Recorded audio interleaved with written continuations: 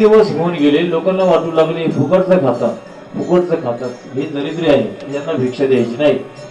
मग काही दिवशी भिक्षा मिळायची, काही दिवस भिक्षा मिळत नसेल, परंतु परमात्म्याचं नामस्मरण सोडलं नाही.